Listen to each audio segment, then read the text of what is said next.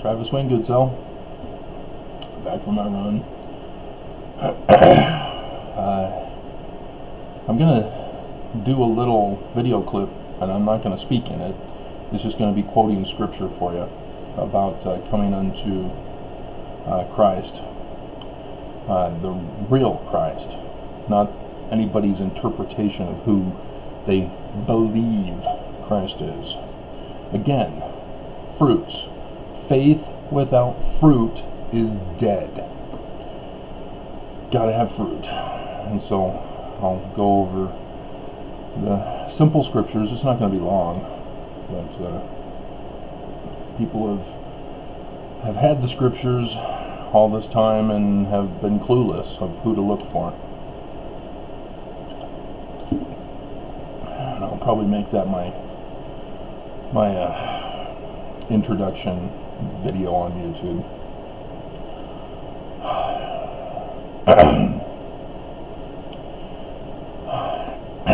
I got a little raspy thing now.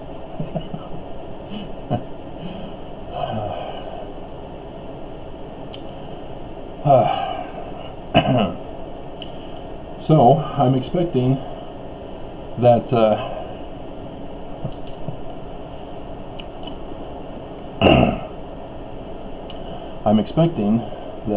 people are going to start canceling their internet service in April. That if enough people end up dropping their internet service by the end of April or in the beginning of May, I'm expecting internet service companies to say, we're not making any money anymore, we have to cancel our services. And so the rest of us who are able to afford the internet will have lost access to it. Even though it's a basic necessity, despite what Ajit Pai did by destroying net neutrality, making it a commercial product rather than a basic utility. Then what's going to happen is that we're not going to have access to what's going on in the world. My local news, they're a waste of my time. As I still go over ABC4 News Utah, I'm still frustrated. And if you've seen some of the videos where I'm going over the news, you can tell why. They do advertising for companies, they're promoting businesses, they're doing fluffy stories. They're not covering the news. And when they do cover the news, they always, like somebody gets arrested or a shootout occurs here in Utah, they're always saying so-and-so is cooperating or not cooperating with police. Nobody is supposed to cooperate with police. What do you think the Miranda rights are? You have a right to remain silent. That means you have the right to not cooperate with the police. Get yourself a lawyer, because the police are going to screw you over. They're going to force you to plead guilty. And so the news here in Utah just promotes the fascist agenda of the state. So get ready for that. This video, however, as you saw from the title, which I need to make sure I write down, Book of Mormon, Condemns, LDS Church.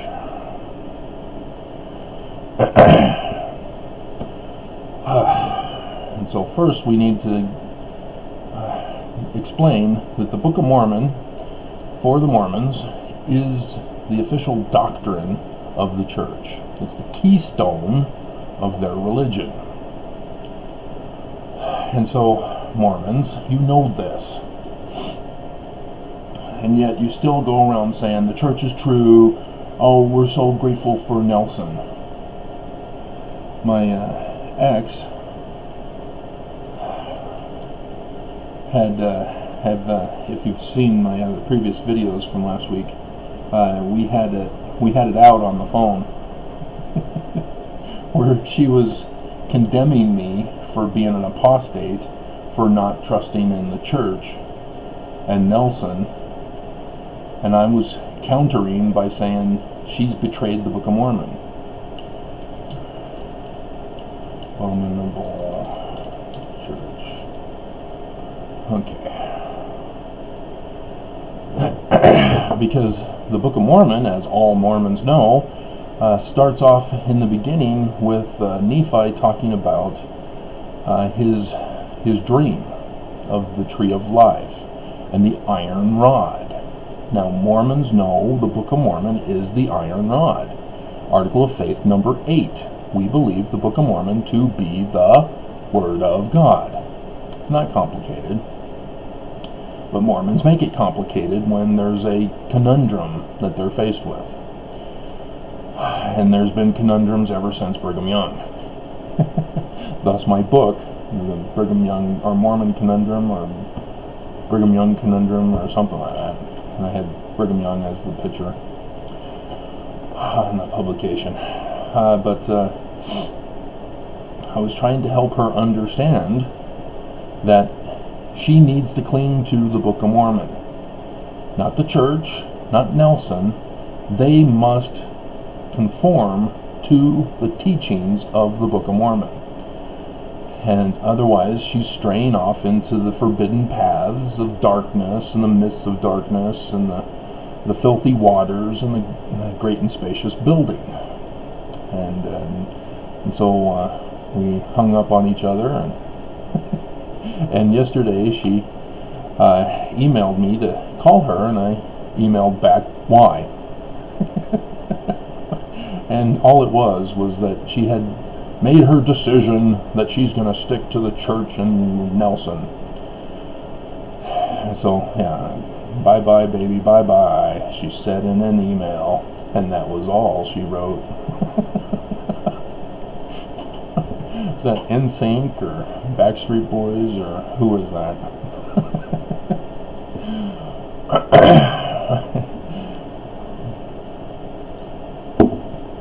And so that's the difficulty Mormons are facing right now, is that the church has abandoned them.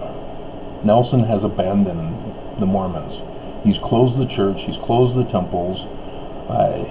They have a policy that violates Doctrine and Covenants, that if you're poor and needy, you go to your family first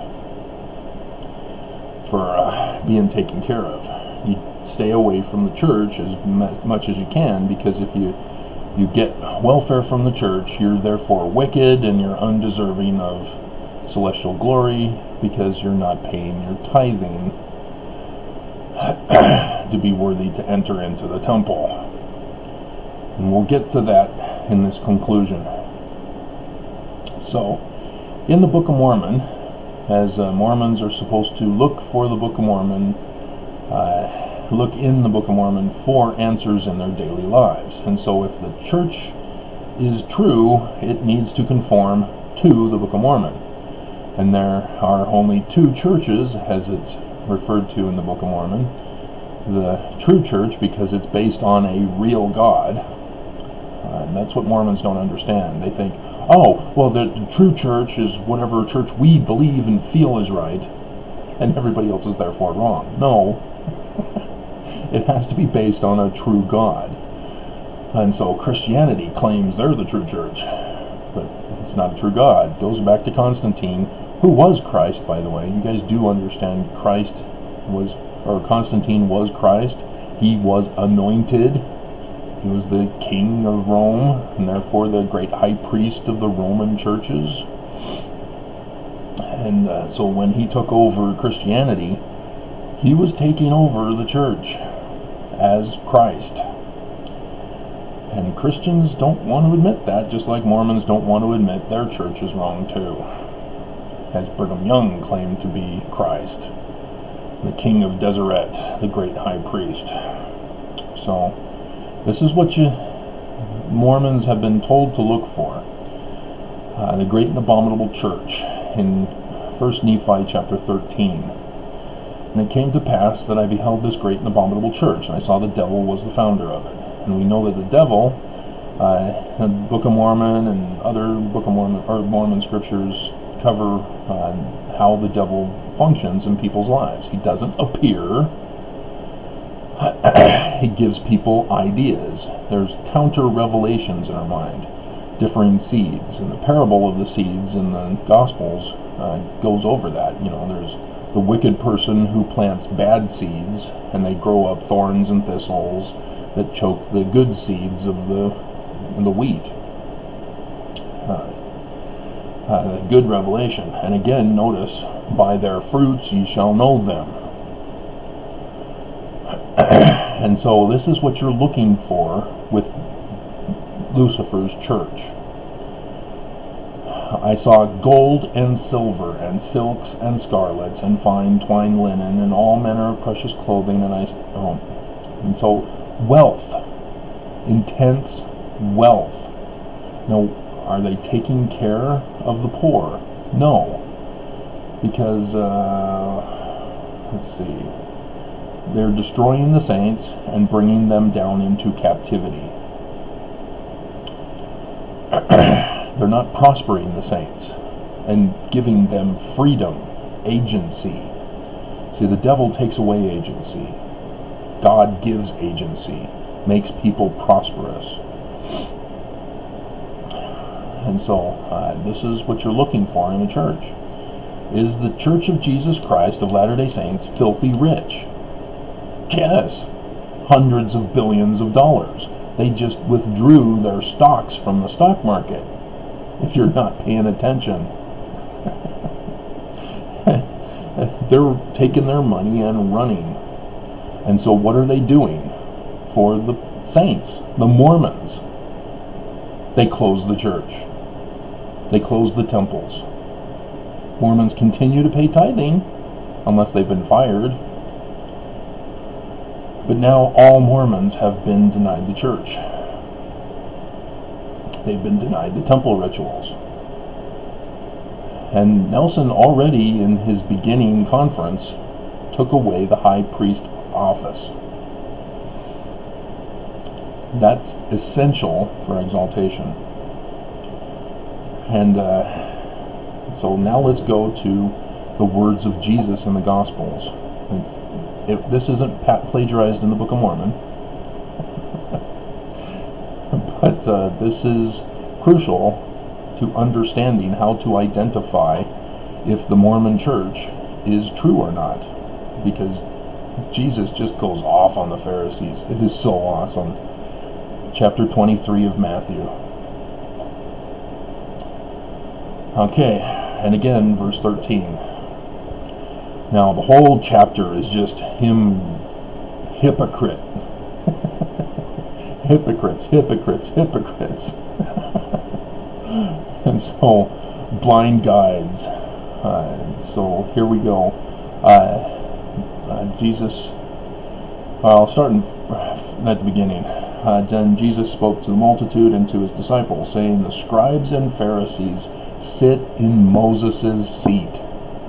They believe and claim the throne of Moses as the King of Kings, the great high priest. See where we're going with this? But then in 13, but woe unto you, scribes and Pharisees, hypocrites! For ye shut up the kingdom of heaven against men. They deny exaltation. Does the Church of Jesus Christ of Latter-day Saints deny exaltation, Mormons? The answer is yes. Again, elders can no longer become a high priest. They're killing off the elderly who are already high priests. They've shut down the church, so there's no need for priesthood advancements. They've shut off the temples, so there's no need for giving people the priesthood and putting them through the rituals. They're still, I guess, doing missions, maybe. But yeah, it's over, guys. the coronavirus is going to last for another couple more years. If you're thinking that it's going to be just a couple of weeks because the government told you we're going to review in a couple of weeks, they're just stringing you along. They're lying to you. This is going to be years, even though Trump has the vaccine. He had the virus. He had the vaccine. He's safe. That's why he's able to go on TV and shake people's hands and get exposed to people who've been infected by the coronavirus, and then they're just putting on a show saying, no, we're fine. But go into Revelation, the book of Revelation. What is the beast doing? He's performing miracles. Wouldn't being immune from the coronavirus be a miracle if there weren't a vaccine? That's the miracles John's talking about. He's talking about deception, frauds. And so, this is what you're also looking for, Mormons. Has the Church of Jesus Christ denied you exaltation? The answer is yes. So again, the Book of Mormon says that you need to look for a church who's filthy rich and neglecting the poor and putting the saints in bondage and captivity. And yes, you have to pay in order to go through the temple rituals. That's extortion. That's bondage. That's captivity. And so here you're seeing that the kingdom of heaven is shut up. Now obviously the Pharisees aren't the true church, and therefore they had no authority to grant exaltation anyway. But that's the whole point, is that Jesus is saying they're so corrupt that they're putting on a show for the people and denying the people exaltation on top of it. So now let's go back to the Book of Mormon again, Mormons. Let's see, we need Mormon, and we'll do 9 because it's at the end of 8. Okay. Mormon chapter 8, verse 37. And so this is again what you're looking for in the church. Is it a true church or is it a false church? Verse 37, for behold, ye do love money, and your substance, and your fine apparel, and the adorning of your churches and temples, more than ye love the poor and the needy, the sick with coronavirus, and the afflicted. The church closed. They withdrew their stock investments. They shut down the church. They shut down the temple. They're closed.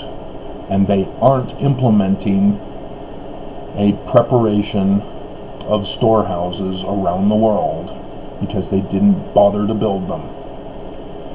They're not taking care of the sick and the afflicted. They're not taking care of the poor who have lost their jobs with the coronavirus and who are in great need. They have abandoned the Mormons.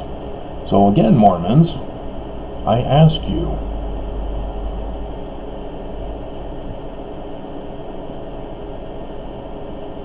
and nothing more needs to be said. It's that obvious. The Book of Mormon condemns the Mormon Church. There is no doubt. And so critics can claim that the Book of Mormon's a fraud and it's plagiarized and therefore wrong and evil. But critics, you don't want to do that at this time. You want to support the Book of Mormon against the Mormon Church. But that's it. That's all. The church is toast. And yeah, I'll put my lawsuit evidence against the church. They're trying hard, and I'm willing to bet they'll pull a last-minute card on me, denying me transportation downtown. I have to do if they're going to force me to have a signed motion And it's not supposed to be a motion. I'm supposed to call the court and say, hey, the defendant failed to file. You need to enter in an entry of default. But if they demand that I put in a motion, then I'll have to make an appointment with the bank to have them notarize it, and then be able to transport down to the courthouse. So it may not be on Tuesday, depending on the availability of my bank for appointments. It's just, we're getting into a serious problem because the church refuses to rescue the world. And Trump, I'm extending this beyond what I should be, but there's so much to talk about. Trump, this past week, talked about specifically thanking charities and religions, as he himself denied giving assistance to America. He's hesitating, and like I did with my crisis video, in a crisis, every second counts. You can't just have a committee, do research, and plan. You've got to act. You've got to be prepared. You've got to already have had your committee meetings, your preparation meetings, your test runs, so that when a crisis occurs, you act, and you act immediately. And they're not doing it. Neither is the church. And the church is not doing what Trump was thinking. They're not giving charity. They've abandoned us. So